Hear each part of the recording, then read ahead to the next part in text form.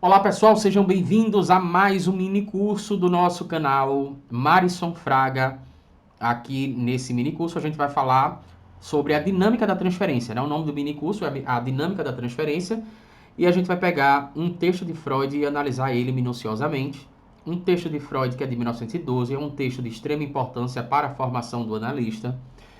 É um texto que faz parte de um dos artigos sobre técnicas de Freud. E a versão que a gente está utilizando, você está vendo aqui do lado, né? Que a gente está colocando as páginas, a gente tem, digamos assim, reformulado a nossa própria dinâmica, já que a gente vai falar sobre dinâmica de transferência, a gente tem reformulado a nossa dinâmica, né, metodológica, né, de aulas e tal. E uma das coisas que a gente tem feito é tentado trazer aqui os textos páginas por página. Então, por exemplo, se você pega o curso que a gente ainda está gravando no momento, que é o curso Conferências Introdutórias à Psicanálise, é um curso muito longo, muito extenso, e aí a gente está dando os intervalos. Se você pegar lá, você vai ver que a gente está analisando página por página. Então, aqui a gente está fazendo a mesma coisa, tá? E a partir de agora a gente vai fazer isso, vai procurar fazer isso sempre que der, a gente vai procurar fazer isso, porque eu acho que fica muito mais explicado para a pessoa que está assistindo, tá? Então a pessoa vai acompanhando com o livro. Se você quiser acompanhar com o livro aí, qual é a edição que a gente está utilizando? Nós estamos utilizando a edição da Companhia das Letras. É aquele livro de Freud da capa azul, né? Coleção Obras Completas, volume 10, onde Freud escreveu ali textos de 1911 a 1913. Lá tem o caso Streber, né? É um caso muito conhecido, inclusive lá tem os artigos sobre técnicas, alguns deles a gente já tem até aula aqui, como a questão de recordar, repetir, elaborar, a questão de recomendações ao médico que pratica psicanálise, por exemplo, que tem duas aulas aqui no canal, tá? E tem vários outros textos, então assim, tradução de Paulo César de Souza, para ficar melhor para você. Então, nós estamos trazendo aqui um curso minucioso e a nossa metodologia é o mapa mental, tá? Esse mapa mental tá ficando gigante. Ainda tem uma parte que não foi construída. Eu sei que tá baixinho para você aí, tá bem pequenininho para você, mas fique tranquilo, fique tranquila que a gente vai ampliar aqui, a gente vai ajustar. O texto inicia na página 134. Então, deixa eu só ajustar aqui. Se você quiser ter acesso a esse mapa mental, olha só, algumas informações importantes, tá? Enquanto eu estou ajustando aqui para você que está no celular. Esse curso ele vai ter 3 aulas, é um mini curso, a dinâmica da transferência. Neste curso aqui, a gente vai disponibilizar o mapa mental para todo mundo que faz parte da área de membros. O link vai estar aqui abaixo, caso você não faça parte da área de membros, o acesso é vitalício. E a gente vai disponibilizar esse mapa mental lá, caso você queira estudar pelo celular, pelo celular, pelo computador, pelo tablet. E a gente vai disponibilizar também um e-book, caso você queira imprimir. Então, os recados foram dados e iniciamos agora o nosso curso, a dinâmica da transferência. Quando Freud inicia na página 134, ele inicia esse artigo aqui dizendo o seguinte, ele dizendo que ele vai acrescentar observações que facilitem o entendimento sobre o surgimento da transferência na terapia analítica, tá? E qual é o seu papel no tratamento. Então, quando ele está falando sobre a questão de transferência, né, como é que surge isso na terapia? Qual é a dinâmica da transferência? E qual é a função da transferência? Qual a importância da transferência, de observar a transferência, de analisar a transferência para o analista? Qual a importância disso também, continuando, do analista informar isso para o seu analisando, o seu analisante. Aqui nesse texto, o Paulo César utiliza o termo analisando, né? Então, qual a importância de tudo isso? Freud diz que vai acrescentar algumas observações, até porque outras observações já foram colocadas antes também. Então, ele tem algumas coisas para acrescentar, né? Então, ele começa dizendo que a transferência acontece pela ação conjunta da disposição inata, ou seja, é uma questão constitutiva do sujeito, ele já nasce com isso, ok? É uma ação conjunta da disposição inata do sujeito combinada com as influências experimentadas na infância. Então, é meio que uma mistura.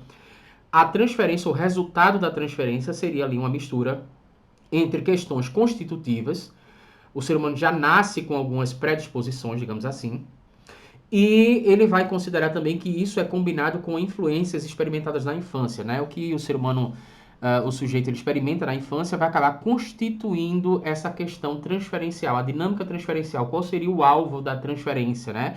Quais seriam as ímagos? Daqui a pouco a gente vai falar sobre isso aqui. Mas ainda continuando na página 134, Freud vai dizer que essa combinação, né? Que combinação? A questão da disposição inata, essa questão constitutiva do sujeito, combinada com as influências experimentadas na infância. Então, essa combinação configura um certo modo característico de condução da vida amorosa. Você, por exemplo, que acha que está com um parceiro ou com uma parceira simplesmente que achou ele bonito ou bonita, enfim, você não está considerando isso do ponto de vista analítico, tá? Existem questões inatas aí, mas a gente pode considerar que boa parte dessas influências são influências que são experimentadas na infância e que acabam constituindo o psiquismo, inclusive maior parte dele de forma inconsciente. Então são motivações inconscientes. Essa combinação ela vai configurar esse modo característico de condução da vida amorosa. Eu não sei se você já parou para ver um casal na rua e observando aos olhos do senso comum, né? Você acaba se perguntando assim, como é que esses dois estão juntos? Assim, na minha visão não tem nada a ver. Mas, na verdade, existem questões inconscientes ali, existem dinâmicas transferenciais. Eu diria até, só para provocar você um pouquinho que está assistindo, em algumas situações existem estruturas perversas por trás da determinação de um relacionamento, né? Vou me relacionar com alguém porque isso é uma forma de sadismo com a outra pessoa. Tem essa questão, mas não vai entrar muito sobre isso aí não. Ou seja, o que Freud está querendo dizer, né? Quais seriam as condições para o estabelecimento do amor, satisfação dos instintos e objetivos, né? Então, quais seriam essas condições? O que determina, por exemplo, que uma pessoa ela vai se apaixonar por outra, ela vai amar outra? O que tem, além dessa questão da beleza, né? Que, diga-se de passagem, é extremamente superficial e passageira. O que tem além disso, tá? O que está por trás? O que está inconsciente? O que tem sobre aquilo que o discurso não consegue dizer, né? Então, isso daí, quando você descobre, você está falando sobre a questão da transferência, e aí você está falando de condições específicas para o estabelecimento do amor, da satisfação dos instintos e dos objetivos, né? O objetivo desse amor. Qual é o objetivo da satisfação dos instintos, né? Em que sentido que o instinto quer se satisfazer? Então, é sobre isso um pouco. Ele fala, a gente vai se aprofundar aqui um pouco mais. Na página 135, Freud vai dizer que isso resulta em um clichê, né, que a gente pode considerar como estereótipo. Na tradução de Paulo César, na Companhia das Letras, você vai encontrar a palavra clichê, tá? Mas a gente pode entender como estereótipo. É mais ou menos o seguinte, ó. Poxa, eu só me relaciono, vamos supor, no caso, deixa eu criar aqui uma hipótese. Só me relaciono com mulher que é agressiva. Agressiva do ponto de vista, inclusive, até agressiva fisicamente, que eu tô falando, né? Mulher que já fez isso comigo, mulher que já... eu não tenho sorte no amor. Bom, essa é uma das explicações. Talvez seja o meu signo, talvez seja, sei lá, questões teocêntricas, né? É porque Deus quer, né? Tem um aprendizado ali para mim. Independente de qual seja a sua percepção, a sua compreensão acerca disso, a psicanálise também tem a própria percepção sobre isso, né? E aí Freud está dizendo que isso resulta em um clichê justamente por causa daquelas questões que a gente já falou antes na página 134, né? Sobre essa disposição inata, essa disposição constitutiva, juntamente com as experiências da infância, e que constituem ali uma dinâmica transferencial, né? E isso resulta num clichê, ou seja, num estereótipo, que se repete regularmente ao longo da vida do sujeito, na medida em que os fatores externos o permitem, bem como a natureza dos objetos amorosos. Então, o que ele está querendo falar? Você já pegou uma pessoa, por exemplo, que... Vamos dar um exemplo, vamos tentar criar um exemplo aqui dentro da análise. Uma pessoa que ela sempre se sente... sempre atraída, por exemplo. Ela sempre se relaciona com pessoas que traem ela, tá? E aí, na análise, ela pode, inclusive, desenvolver uma transferência negativa, que seria uma desconfiança exacerbada daquele analista. A qualquer momento ele vai poder me largar. Isso é uma coisa, diga-se de passagem, que se repete muito. Então, talvez, por exemplo, uma pessoa que ela sempre se relaciona com quem se sente inferior a ela, né? Porque pode ter isso. Eu quero me colocar num lugar de superior, eu quero controlar, ter o controle sobre essa pessoa, então eu sempre me relaciono com pessoas que se sentem inferior a mim. E aí, quando chega no processo da análise, de alguma forma, o sujeito pode acabar encontrando ali, né, fatores externos que permitem permitem a ele repetir esse processo, tá? Num processo, inclusive, até quase como se fosse um acting out. Bem como a natureza dos objetos amorosos também precisam permitir esse processo. Então, você tem que ter ali algumas referências, digamos assim, que vão representar a ímago do objeto amoroso que origina esse amor transferencial circunstancial, tá? Se tá ficando difícil, daqui a pouco vai dar uma clareada a mais, mas o fato que Freud quer dizer aqui é que isso vai resultar num clichê, no estereótipo. Você sempre vê pessoas que dizem assim, olha, é uma frase interessante que você sempre observa que tem uma questão transferencial inconsciente que a pessoa provavelmente não faz análise. A denúncia é essa, estou fazendo a denúncia aqui, ó, canal de denúncias aqui.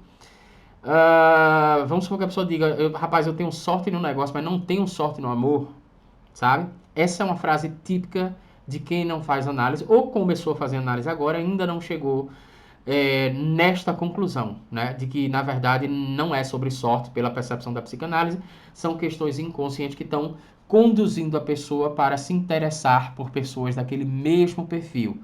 E aí pode ser, inclusive, até uma busca pelo pai, tá? Ou pela mãe, tá?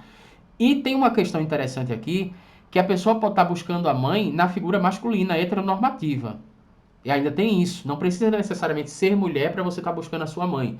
Daqui a pouco a gente comenta sobre isso aqui. Freud continua dizendo na página 135 que apenas uma parcela dos impulsos que influenciam nossa vida amorosa constitui um desenvolvimento psíquico. Ou seja, apenas uma parcela desses impulsos, né, constituem este desenvolvimento psíquico. Quando o Freud está falando aqui de desenvolvimento psíquico, ele está levando mais para a questão consciente, né, e para a questão estrutural, digamos assim. Essa parcela, que por sua vez é dirigida à realidade, fica à disposição da personalidade consciente, aquele que a gente falou exatamente agora. Então, é uma questão, inclusive, estrutural, é uma questão estruturante e é uma questão que fica à disposição da personalidade consciente, mas apenas uma parcela desses impulsos da vida amorosa. Aí é que está o X da questão. Porque a outra parte, Freud continua dizendo na página 135, desses impulsos libidinais, ou desses impulsos amorosos, ou ainda desses impulsos eróticos, a outra parte é desconhecida da personalidade consciente, bem como da realidade, pois foi detida em seu desenvolvimento, expandindo-se na fantasia. Só uma observação para você, que eu estou lendo aqui, porque fica melhor para a gente observar os tópicos, eu acho o mapa mental melhor do que slide, mas isso não é exatamente a frase de Freud não, tá? Para você não copiar isso aqui e colocar em monografia, nem faça isso, que aqui é uma questão de um resumo. Às vezes tem uma frase um pouco complicada de se compreender, e aí eu pego a frase e coloco a parte de cima embaixo e tal, porque aí eu acho que fica melhor para compreender e para explicar.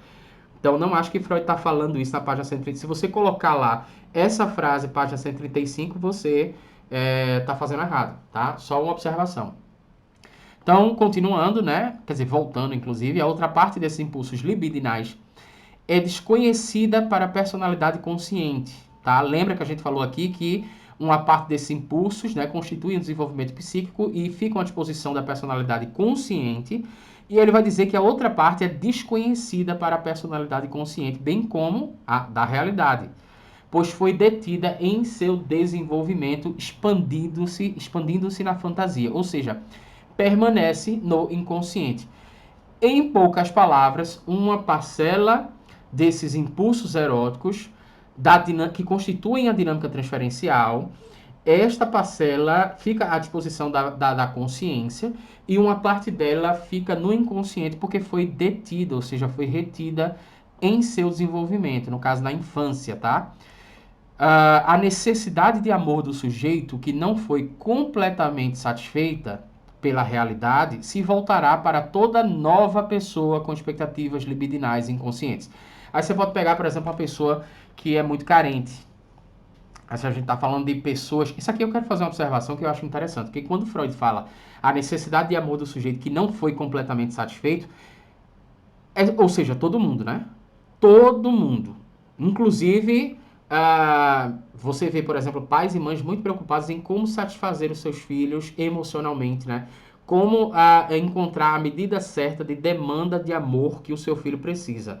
Ora, a gente poderia divagar aqui um pouco sobre o conceito de Winnicott, mãe suficientemente boa.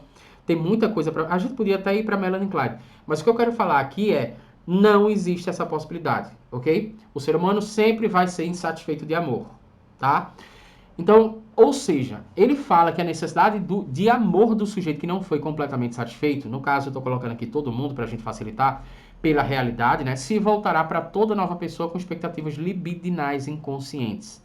É como se a pessoa não tivesse sido preenchida de amor e depois que a pessoa cresce, inconscientemente a pessoa está permanentemente buscando aquele amor em outra pessoa. Então ele cria expectativas libidinais inconscientes. E aí ele pode dizer que, olha, foi o seu olhar, né, que me deixou enlouquecido, enlouquecida, foi o seu sorriso. E aí vamos fazer a análise, que você vai ver que não foi exatamente isso, tá? Página 136.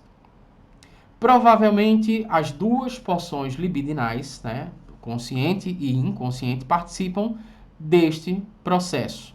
Mais uma combinação que a gente encontra aqui, né? Porções libidinais conscientes e inconscientes. E aí, por isso que muitas vezes você pode falar o seguinte: olha, foi o sorriso dele, ou foi o sorriso dela que me encantou pela primeira vez e tal.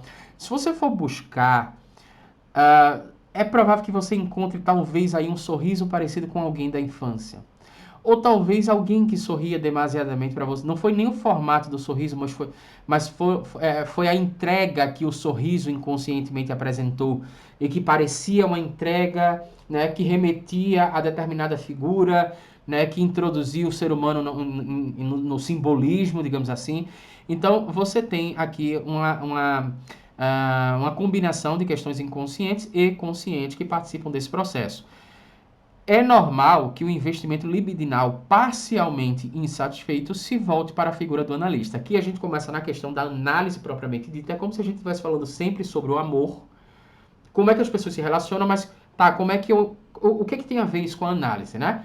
Então Freud vai dizer que é muito normal que esse investimento libidinal, né, mesclado do consciente com o inconsciente, como ele é parcialmente insatisfeito e sempre vai ser, ele vai se voltar para a figura do analista. Então, a figura do analista, na verdade, vai exercer muitas vezes o papel de um pai ou de uma mãe ou de uma hierarquia emocional, de uma avó, de um avô, de um tio, alguém que introduziu aquele sujeito no mundo do simbólico, né? Porque tem uma diferença aí entre maternagem e função materna, paternagem e função paterna, tá? Então, o paciente ele incluirá o analista em um dos modelos que o paciente formou ao longo do tempo. E eu acabei percebendo aqui que ficou um pouco redundante, né? Porque eu coloquei aqui paciente duas vezes, mas deixa eu só corrigir aqui. Eu vou botar aqui o mesmo, né? Então, o paciente incluirá o analista em um dos modelos que o mesmo formou ao longo do tempo. Você vai ter as suas experiências da infância, e aí você vai formando imagos, né? Você vai formando representações, e a partir dessas representações, a gente pode inclusive até estender esse pensamento para Jung, né? Por questões arquetípicas e tal, do inconsciente coletivo. Mas, como daqui a pouco a gente vai falar um pouquinho de nada sobre o Jung, eu quero que você entenda aqui por hora o seguinte, né? O analista ele vai fazer justamente, ele vai, em muitos casos, ocupar em determinados aspectos um modelo que foi formado pelo paciente a partir de sua experiência e que parte desse processo permanece consciente e a outra parte, uma boa parte, permanece inconsciente. Então, uma das características reais da figura do analista ou do psicanalista combina com a ímago paterna. Eu acabei de falar ímago paterna, né? Isso é um costume que eu tenho. Na verdade, a pronúncia correta é imago, né? Que originou, inclusive, até imagem, o nome imagem.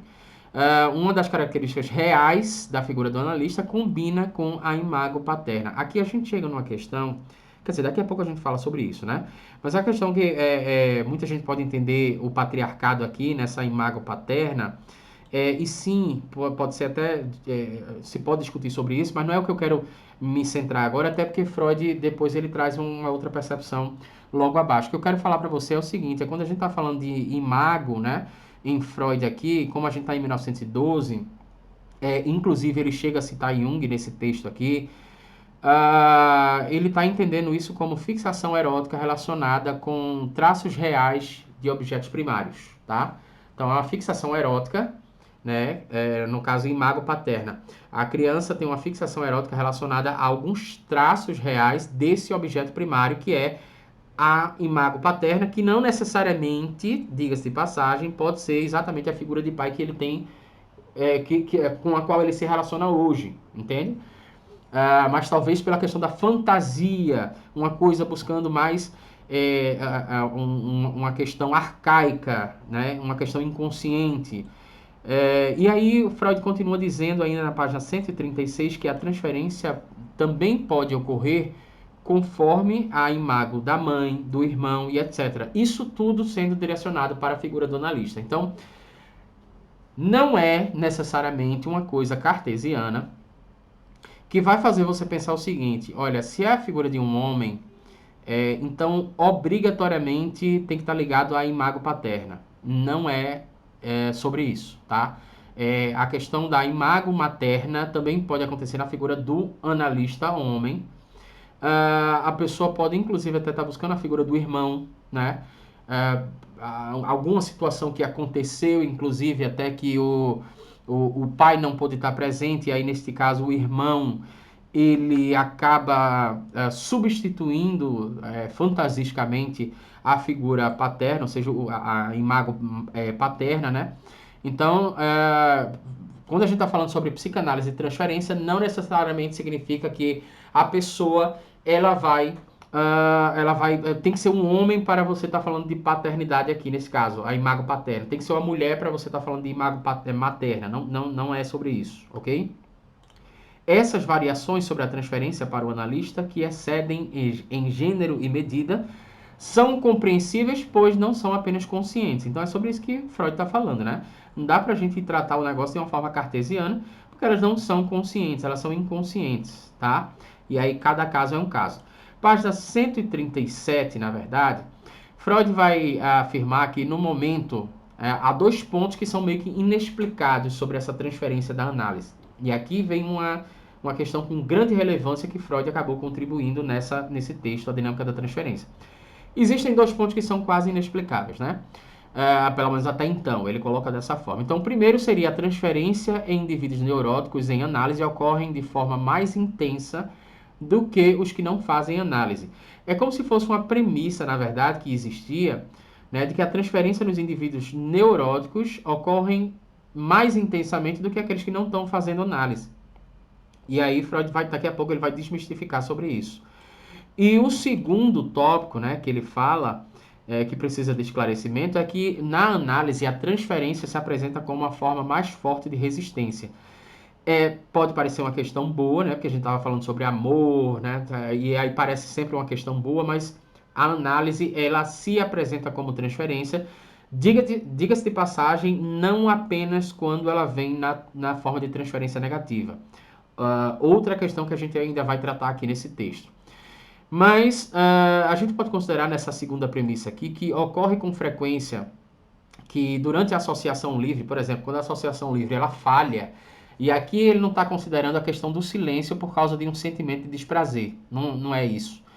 Né? Você pode estar falando, você pode estar ali na associação livre, e aí vem um sentimento de desprazer, e você silencia justamente porque o afeto está muito forte, você quer chorar, você não consegue falar, você ainda está tentando elaborar. Não é exatamente isso, tá? Mas ele fala quando dá um branco, quando a pessoa simplesmente não sabe o que falar.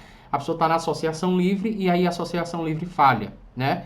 Geralmente, essa interrupção, ela acaba sendo substituída por um pensamento a respeito do analista.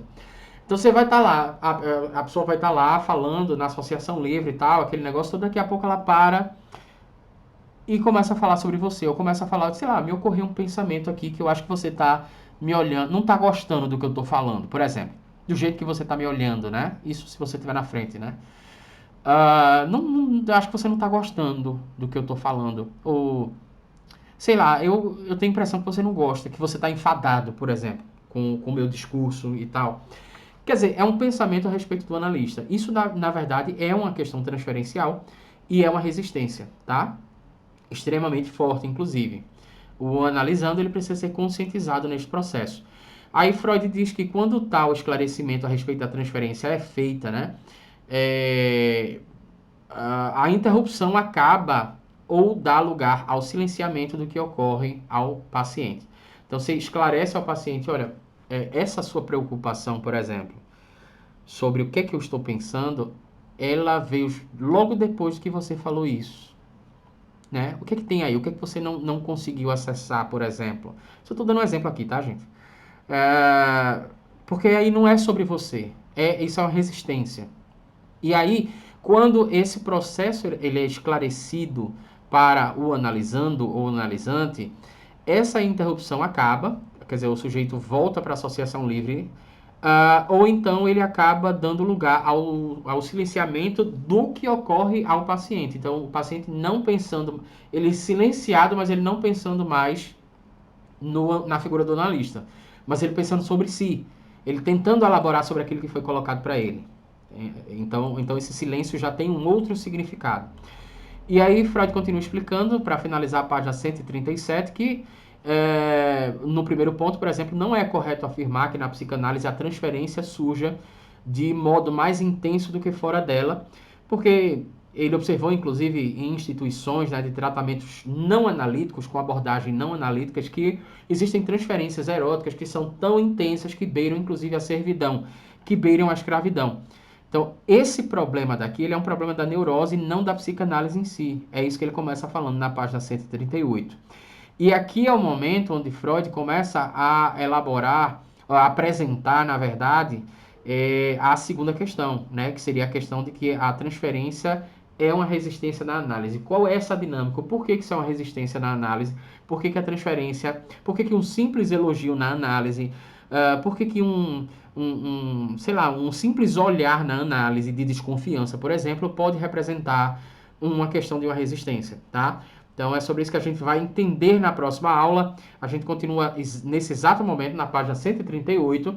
Lembrando que quem quiser fazer parte da nossa área de membros, o link vai estar aqui abaixo. Se inscreve no nosso canal, ativa o sininho para receber as nossas próximas notificações, porque aqui tem vários cursos sobre psicanálise e vamos trazer cursos sobre antropologia e sociologia, ok?